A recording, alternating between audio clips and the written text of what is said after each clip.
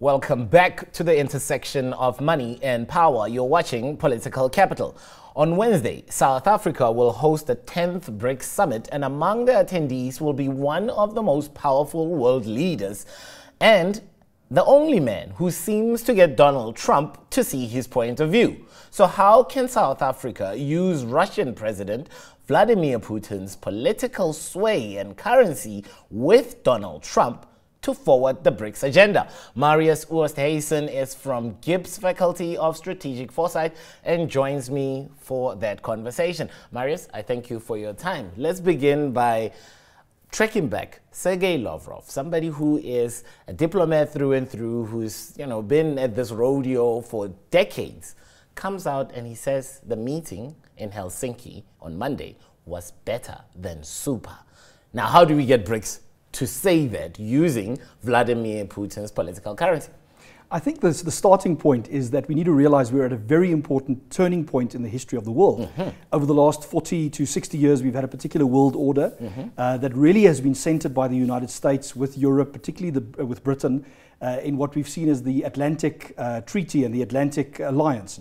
What we're seeing now with the rise of China, with the re-emergence of Russia, is we're seeing the US pivot away from the Middle East, possibly pivoting away from Europe, and realigning itself possibly with Russia, as we saw with President Putin.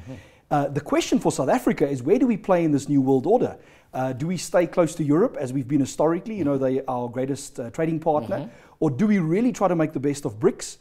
My personal view is that we need to do both, and so it's a much more nuanced international relations landscape, where South Africa almost has to be the best friend of BRICS, at the same time have quite a pragmatic relationship with Europe, with the Americans, and hopefully our friendship with Xi and Putin can take us on that journey. Look, it's a very complex relationship, especially where South Africa finds itself. On the one hand, Xi is under pressure from the same, Donald Trump, over trade. On the other, Putin seems to be getting bromance going on with the American president. So I don't know, where do we stand, considering that Trump does not give us an exemption on our steel and aluminium products, which Rob Davies has been asking for a while. So who do we play in order to get our agenda across?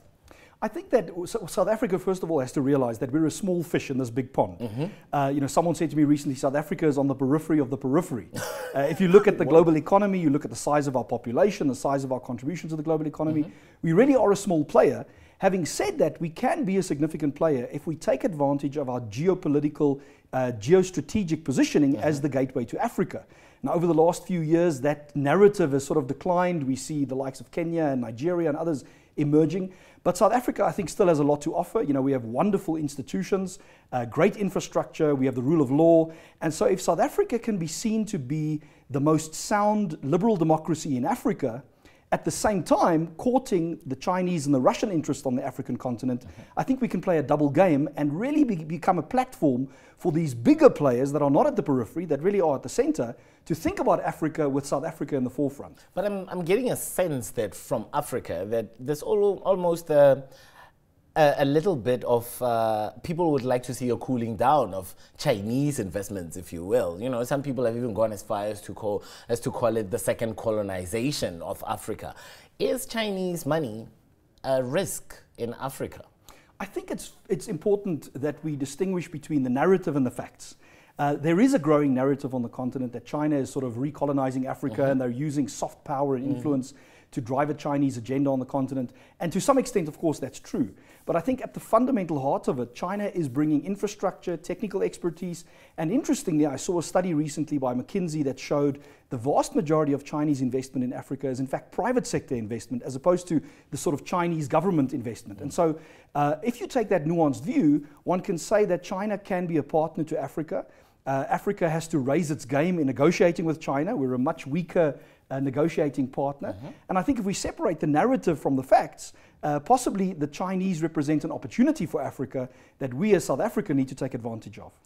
The Chinese and the opportunity, but Africa is not collective, even with the new Africa Free Trade Area Agreement, which Nigeria still has not signed. What is the 250-page document worth without Nigeria's signature on it? Well, I think, if you look 10, 15 years ago, South Africa and Nigeria really were the only significant players. Over the last few years, East Africa has really strongly emerged. We know this.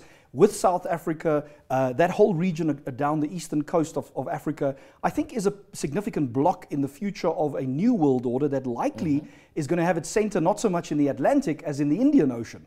You know, with South Africa and BRICS, access to the Chinese and the Indian markets, that's a third of the global population. And so even though we're not a collective, I think as Africans, we need to lift our strategic gaze from a South African view or an Africa national view to a continental view and say, well, what can Africa offer the rest of the world? And I think the BRICS alliance or the BRICS formation certainly is one vehicle through which we can have that conversation. And that is quite a huge vehicle. I mean, the trade numbers are there for anyone to see. 462 billion rands worth of trade between those countries. Now, we're talking about a new world order that Donald Trump is spearheading, really, you know, saying turning your backs on former friends and, you know, showing your underbelly to what used to be nemesis. Can BRICS leverage this new presidency, this new man who is really hell-bent on changing the world order as we know it? Can we use it to our advantage as a bargaining power between all 5 member countries? So I think that, you know, the news cycle is obviously awash at the moment with Donald Trump abandoning allies and, you know, the sort of sensationalism of it. But I think if you really look at what Donald Trump is doing, even though I'm not a fan, I think that Donald Trump at his heart is a pragmatist and takes a look at the world as a very transactional environment. And so we as South Africans, instead of trying to think in these lofty ideological terms about our relationship with the US and BRICS, if we take a bit more of a pragmatic view and we ask ourselves, what do the Americans want from Africa? They want regional stability, they want security in regions like North Africa and so on. And I think through the African Union, South Africa as a regional power has the ability to offer the Americans cooperation in exchange for economic concessions, at the same time as aligning ourselves with our BRICS partners in their transactional, newly negotiated transactional relationships with a much more pragmatic US.